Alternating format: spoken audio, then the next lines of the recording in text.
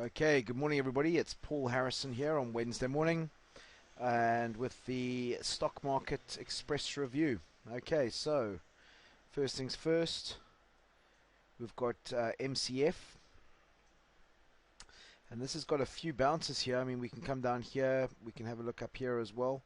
So we've got the DTR, which is early August, late August, around about early August, late August, and then current.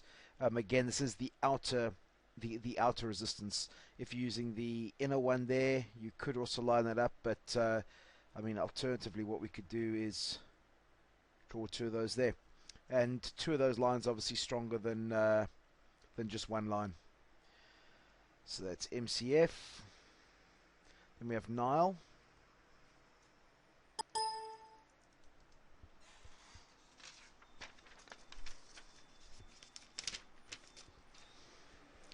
And Nile, we have here resistance at around about the $40 mark.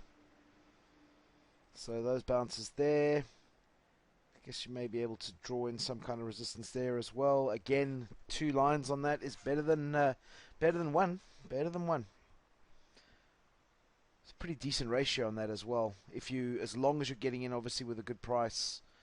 The next line of support, I mean, I guess there is some around about the $35 mark, but should it break that, you're going to get down to the $31 mark. Possibly. No recommendations. Then we have FN, Foxtrot November. So we have an upward trending support line. Okay, so there we go. Up early November, late May, early July.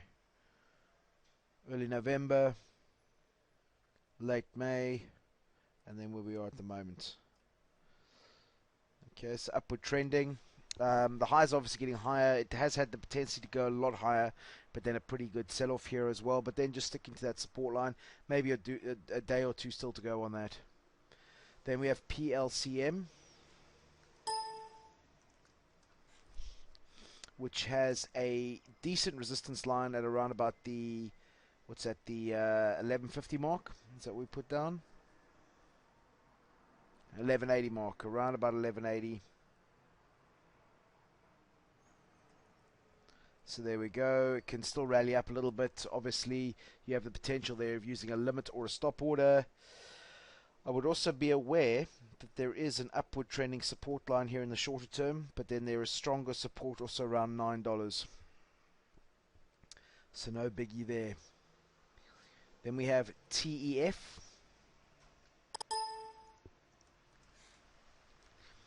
A line of support, TF circa 1250.